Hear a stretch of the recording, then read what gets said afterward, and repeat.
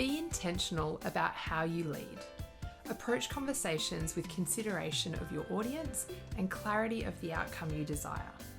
With this in mind, there are 2 questions I like to answer in my mind before going into a conversation. The first question is, what kind of conversation am I wanting to have right now? Is it a getting to know you conversation, an expectation setting or clarifying conversation, an accountability conversation, or perhaps a feedback conversation? There are, of course, many other types of conversations, but these are the most common. Once you've worked out the kind of conversation you're going to have, the second question is, what mode of leadership is going to be the most effective for this kind of conversation? The first that I talk about is the mode of coaching. And this is where I encourage leaders to use this as a default mode in their day-to-day activities. It's all about asking questions and allowing the other person to find their own answer to problems or decision making or whatever the scenario may be. It assumes the other person has the resources that they need to be able to work out the issues on their own. All you need to do is ask the questions and then hold the space and allow them to go through the process on their own.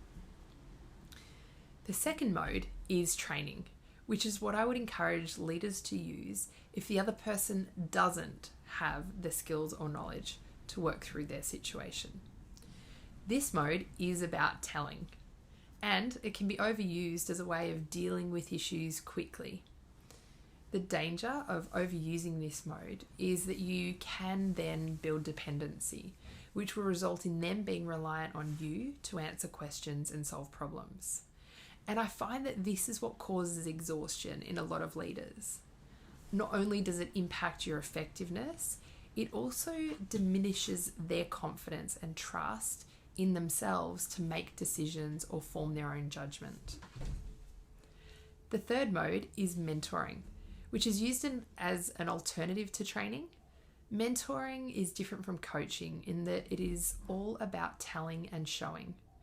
It involves sharing experiences and how you've handled similar challenges or situations, and can be a place where advice is given on a particular matter. Be careful of overusing this mode too, as it can lead to dependency as well, similar to the training mode. The fourth mode is managing, and I recommend that you use this one sparingly. This is also more about tell than asked, but it is used to address challenges relating to the running of the business or of the team.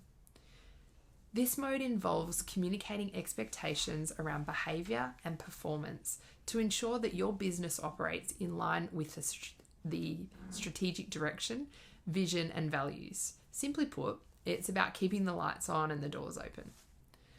Overuse of this mode can affect the quality of your relationships with staff. It can reduce psychological safety and result in compliance over commitment. I recommend that the manage mode be combined with one of the other modes like coaching in order to be most effective in a conversation. And the fifth mode is the mode of confidant, which is all about getting to know your people. It's building a personal relationship and really connecting adult to adult, human to human.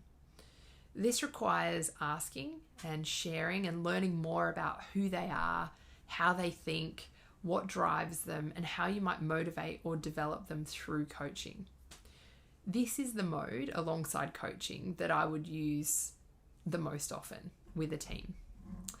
Now, I'm sure there are other modes of leading, so don't be bound by the 5 that I've shared.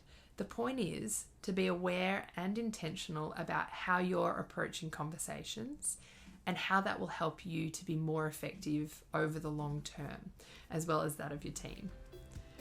Remember that the coaching mode is going to be the most effective in the longer term, even if it feels like it's slowing you down in the shorter term. I encourage you to experiment, to play, to explore, and work out really what's best for you. And of course, reach out if you need support or you get stuck or feel like a conversation didn't go as well as planned. It's really a skill you need to build, but you don't need to do it alone. Thank you so much for joining me for this conversation.